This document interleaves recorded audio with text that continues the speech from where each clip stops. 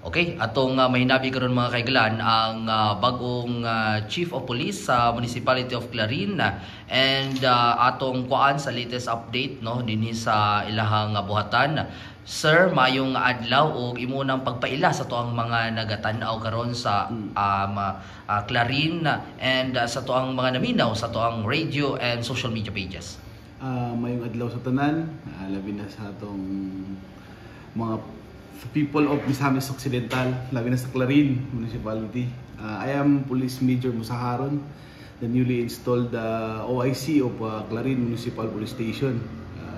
I was installed last Monday, no? So bago lang ko sa Clarin. So that's all, sir. I'm a member of Lacandula class of 2015 from the Philippine National Police Academy, and a member of SAP Commando class of 76. First time ba rin mo, sir, na mag-assume as hepe and assignment din sa Misamis Occidental? Actually, it is as Chief of Police, it was my first time talaga. Okay. So, it's a challenge sa akin, parang from a long time. Assigned ko na rin last 2018 as platoon leader of the Regional Mobile Force Battalion 10. So last year I was designated as company commander here in Misamis Occidental, yung Teno 2nd Maneuver Company natin. So ngayon, change of environment, gihimutag hepe as sa Clarin Municipal Police Station. So far, sir, kumusta ang pag-welcome no sa tuang local government? Kinasayra na to, nag-courtesy call ka with Mayor Ging Wominal de los Santos? Grabe yung pasalamat nako kay Mayor Ging Wominal de los Santos, kay ma'am, sa grabe. Na-overwhelm good ko sa iyang hospitality. Magpasalamat po ko kay Governor Wominal sa akong pinalanggan na amahan sa Misamis Occidental. Kay tungod niya, actually, for the information of everybody, si sir talaga ang nagkuhan na dari na lang ko sa Miso. Kay na daw siya trust and confidence ako. So sabi ko, sir, hindi kita pwedeng balibaran kay ikaw ang good ang nag-request ako. So nako dari as your hepe, nagpapasalamat sa mainit na pagtanggap niya sa akin, kasi actually di ako taga dito taga Iligan ako. So dati nag-happy din ako doon, hindi gano ka parang malayo yung malayo yung pag-welcome. Dito ko lang na ako yung video, grabe ka bongga pag-welcome, kaya nagpapasalamat ako kay Mayor Wominal at kay Coke sa ilang suporta. Usay nahimong marching order ni Mayor Ging? Marching order ng atong budhing mayor kay ipadayon, lalo na yung sa drugs.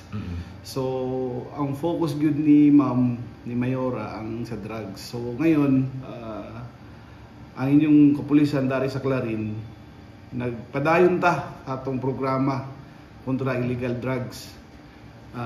Labi na sa mga yung by passer ba na nagbebenta sa atin, kasi actually ang Clarin dalawa lang yung barangay na hindi pa na drug cleared. So atong paningkamutan na this year or sa akong term as Chief of Police ato nang mag-clear tanan. By that time din siguro mag-declare ta as drug cleared municipality sa Misamis Occidental. Oo. Nasayra na to, which is kaning sa drug criminalities mo igipanghusgan sa tong Team Ascenso no ni Governor Wominal, and of course marching orders ni Mayor Ging atong na kuanan. Challenging ba ni para sa imong sir karon na paglingkod nimo, then ato ang drugs trade din sa kuan dili na mo kay ingog kuan agresibo ba sa Clarin? Actually, nag-happy ako sa Balui, Halanao del Norte. So, malayo ang wandong, kasi dito minimal lang talaga yung drug trade. Kung may drug kwan pa, yung mga bypasser lang, may pusher lang. Hindi taga dito majority kasi yung kwan eh. So, dito sa atin, sa Clarin, hindi naman siya gaano ka kung sa minimal lang yung drugs. So this time sana sa pagiging happy ko, yun nga yung sinabi ko kanina, ma-drug cleared municipality natin ng Clarin kasi yun ang standing order ng ating puting mayor. So this time doon muna ako nakapokus at saka sa implementation ng 7 focus agenda na atong Chief PNP. Si former Chief PNP and now natay bagong Chief PNP si General Nartates na paigtingin ang 5 minutes response sa atin sa buong bansa sa 911. Kumusta ang implementation dito sa Clarin? Actually sir, dito sa Clarin nasusustain natin yun. Actually natay tatlong tawag ito, BCPs. Andun yung mga naka-standby natin ng mga personnel. 24 hours andyan yung tropa natin naka-duty. So in case lang na may mga nakita ng mga badlungon or mga pwede mo mag-dial 911 then press 1 for police assistance kasi anytime atong mga police ready to respond. Kasi andyan lang naman kami. Huwag nyo na kaming, sabi nga ni dating Chief PNP Torre, huwag nyo na kaming hanapin sa station.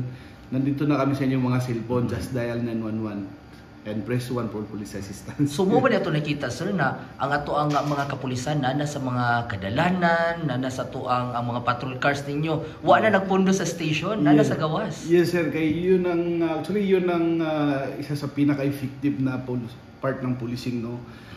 Backbone kasi ng policing talaga ang patrolling or sa operation yan.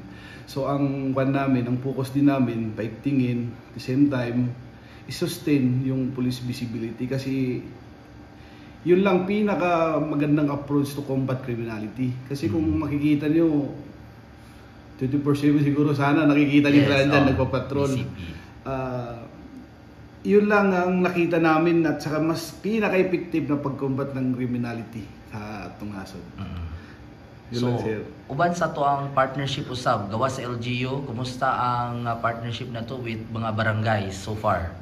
So far sir, ang mga barangay officials at mga barangay chairman natin diari, supportive naman sa atin. At same time yung mga stakeholders natin, yung mga private businessman, supportive po tayo. Mao'y nagkuadbid ka nang nagtabang. Nagtabang din sila. So, alaki ng pasalamat ko sir kasi hindi ko in-expect yung ganong pag-welcome sa akin, although medyo dayo lang ako dito, pagawan lang ako. Pero nakita ko yung support nila sa police. Yun lang sir. Okay. Lastly sir, kani mong challenge ni kay gawas nga sa drugs, criminality, ato ang pagpadayon sa Kalinaw Kausay sa Clarin, andam ba si Hepe sa pagdawat din nga challenge karon no sa ato ang bagong liderato dinhi sa Clarin, which is your first time po?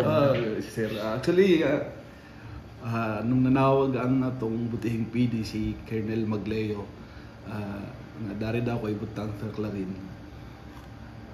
Although sa una nagkuhan ko, pero in the name na duty first or ubi first before complain, bilang police at bilang officer ng PNP, lagi kaming handa para dyan. Hindi naman tayo hindi tayo lumuko sa mga challenges. Bilang police, laging ready tayo sa mga challenges sa buhay natin as police person. Imong message lang siguro sir para sa ato ang mga katawhan sa Clarin, assurance nila na ato ang kapulisan andam sa kanunay sa pagtabang labi na sa ato mga Clarinhon. Sa mga taga Clarin, ang inyong PNP ay andam mag-serve sa inyo anytime of the day, 24/7. Andito kami para mag-maintain ng peace and order. At the same time, mutabang sa inyo sa pagsugpo sa criminality. So, sabi ko arena, just huwag nyo na kaming hanapin sa station. Just dial 911 and press 1 for police assistance. In less than 5 minutes na namin sa inyo yung natubangan. Thank you guys. Ang sa amin sa PNP. Thank you, sir. Thank you, sir. At least